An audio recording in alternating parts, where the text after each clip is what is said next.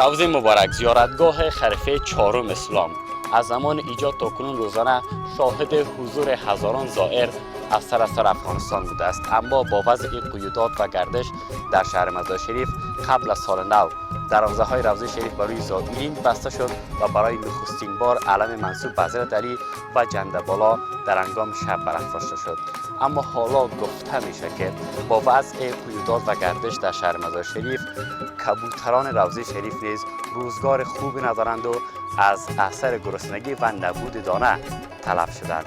خب دوستان عزیز، شما گزارش مرا بینیده باشین و من میرم از کبوترها برای شما تصویر میگیرم تا شما هم بدانید که کبوتران روضه شریف در چی وضعیت قرار دارند.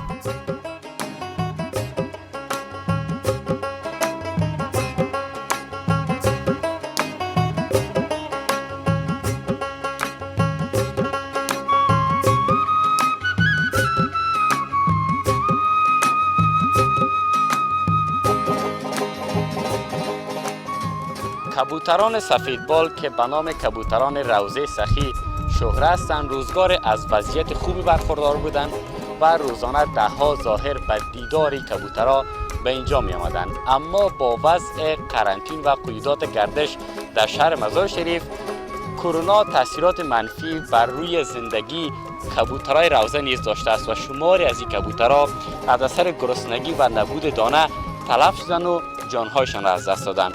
خب در مورد نگرانی این کبوترها با آقای قیوم انصاری مسئول بخش فرهنگی روضه شریف صحبت میکنیم. سلام آقای انصاری. و علیکم السلام و رحمت الله. خوب هستین؟ صحت شما خوب است؟ زنده باشین. خداوند شما و تمام مردم جهان از کرونا در امان داشته باشه. بسیار تشکر. آقای انصاری، ما از یک موضوعی خبر شدیم که خیلی ما رو نگران ساخت، این که شمار از این کبوترها از اثر گرسنگی تلف شدند. بله، واقعیت داره. وضع قرنطین، من گشت و گذارها در روضه مبارک باعث از این شد که روزانه تعدادی از زائرین قبلا می آمدن ارزن را از غرفه کبوتر ارزن فروشی می خریدن و کبوتران می دادن. ولی بعد از اینکه قرنطینه آمد دیگه ورود گشت و گذار و ورود زائرین و ارادتمندان در این محوطه کم شد.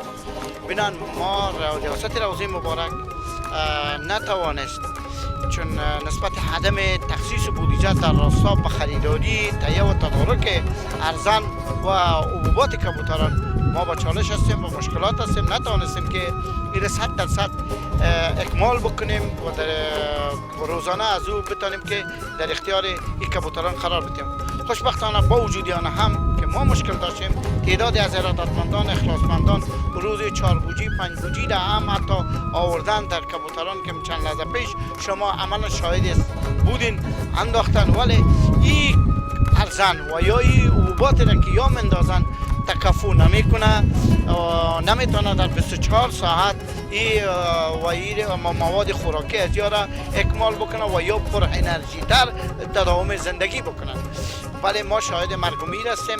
امکان از این میره که بیشتر از 1000 کبوتر تلفات بیشتر داشته باشیم که روزانه میبریم در ساحه کوچی شهر رو دفن میکنن با یک جا با سایر مواد کثافت زایدگی که در اینجا موجود دفن میشه و از هموطنان عزیز خود، از شهروندان شهر مزار شریف و بلاخ تقاضامندیم که بیاین در سهم بگیرن به خاطر اکمال و به خاطر ارزن پوشی اینمی کبوتران تا ما که کبوتر صلح است، کبوتر که قدامت دیرینه 400 ساله داره، در محوطه روضه مبارک همیشه تکثیر نسل که تکثر کرده و زیست میکنه به حمایت مردم، به حمایت معنوی روحانیت حضرت علی رضی الله عنه و تا بتونن که جلوگیری از مرگ و میر شوه و بتونن که ما شاهد دور دوامدار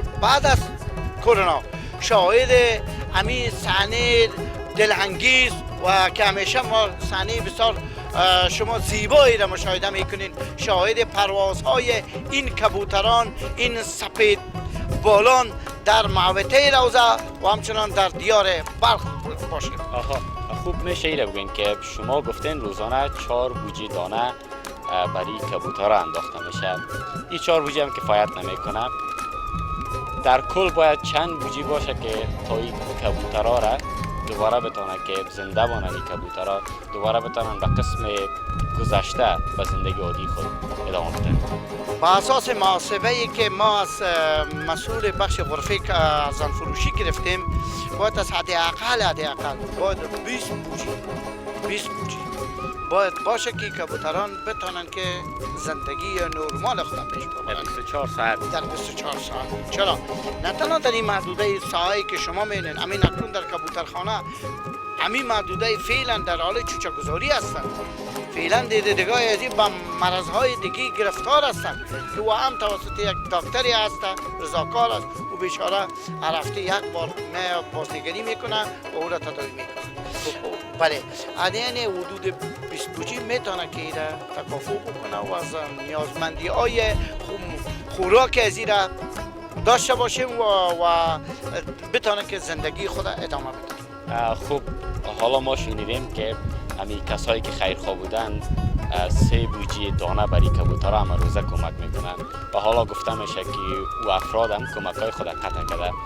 پس چطور میتونه این کبوترها زنده بانن؟ مشکل در همین است، به خاطر که ریاست روضه مبارک در راستا با تهیه و اکمال کبوتران که در تاریخ فعلا بی‌نظیر است تخصیص بودجه نداره و چالش است. ما مقام محترم وزارت در جیجان گذاشتیم، مقام محترم ولایت هم وسیله بعض مشاورینش در جیجان هستند و هم در تهیه و تدارک از این کوشا هستند، ولی مشکل است که ما بتانیم به تنهایی ریاست روضه مبارک 20 بوجی را تهیه و اکمال بکنیم.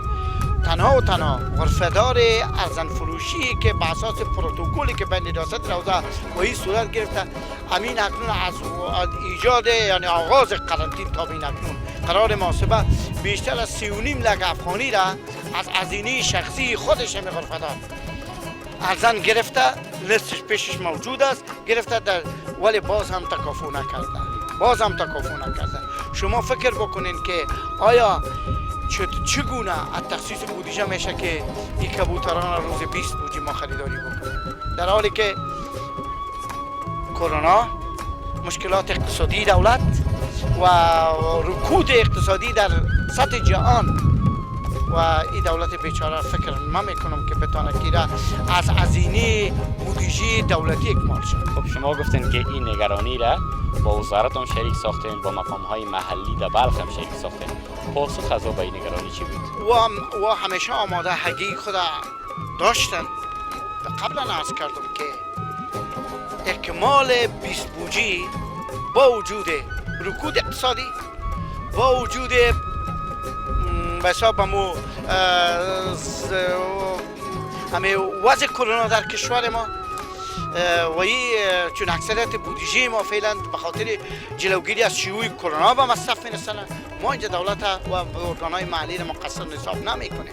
پس وقتی که مقصر نمی‌دانین باز این کبوترها تلف فقط و فقط پیشنهادات خود داریم، ولی تقاضای ما از همشهریان ما، از ارادتمندان، از تاجران ملی نسبت به دولتی که فعلا بیچاره در حال رکود اقتصادی داره، اقتصادش او نمیتونه که او در برابر ویروس کرونا میخواد مبارزه بکنه، میخواد نفوذ افغانستان از این تباهی و بربادی نجات بده.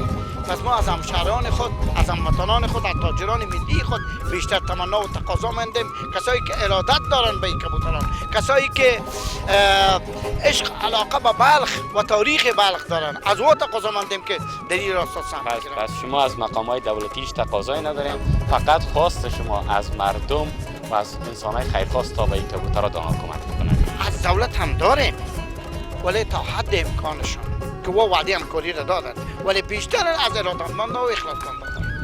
و تا به حال به گفته شما نزدیک به 1000 کبوتر روضه تلف شده. بله 1000. ولی اگر این وضع قرنطین در روضه مبارک ادامه پیدا بکنه، فکر میکنم که وای ما نتونیم و ارادتمندان و اخلاصمندان هم نتونه این دانه از این اکمال و بکنن و به اختیار ازیا باشه. ما شاهد تلفات کلن کبوتر در روضه مبارک خواهیم. آمار دقیق از این کبوترها دارن که چقدر است؟ شاید بیشتر از 10,000 باشه. به خاطر ازی که از قرن 400 سال پدی طرف یک جور از بخار آمدن، یک جور از بخار تا اصلا پول خانه اومد تا این اکنون در چندین ساعت دیگه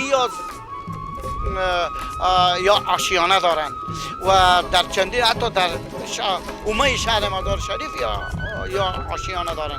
بنابراین دقیق بالاتر از 10,000 ما میتونیم که بگوییم که این کبوتر در اطراف روضه مبارک با پرواز خود و زیست خود و زندگی خود ادامه می‌دهند. بسیار تشکر از شما خیلی. تشکر، زنده باشین. بازم میگم که خداوند به برکت خدایی خودش کرونا را از جهان بشریت و از افغانستان فقیر ما دور داشته باشه و شما بخصوص شما جوانا و شما دستاندرکاران رسانوی خانه رسانوی. بسیار تشکر انصاری صاحب. خوب دوستا، واقعا کرونا تاثیرات منفی روی زندگی افراد خود داشته، اما حالا دیده میشه که تاثیرات منفی کرونا بر روی پرنده و کبوترهای روزه نیز تاثیر داشته و شمار زیاد از این کبوترها از اثر گرسنگی و نبودن دانه تلف شدن. اما با وضع قیودات مردم نمیتونه وارد زیارت حضرت علی شوه و به این کبوترها دانه بندازه. در گذشته ها مردم می آمدن به روزه و به این مکان که واقعا خیلی زیباست می آمدن از کبوترها دیدن میکردند و از این غرفه ها به این کبوترها دانه می خریدند و دانه پاش میدادند. اما حالا هیچ زائر نمیتونه که وارد روضه شریف شوه و از اینجا دانه بخره و به کبوترها دانه پاشی بکنه. خوب خواست ما از مسئولان دولتی و کسایی که تاجر هستند که با وضع این کبوترهای روزه رسیدگی بکنند و دانه‌ای که واقعا نیاز است برای زنده ماندن کبوترها کمک کنند تا ما شاهد تلف شدن شمار زیادی از این کبوترها خصوصا در روضه شریف نباشیم. خب گزارش من به پایان میرسه. وقت همه‌تان خوش. خدا نگهدار.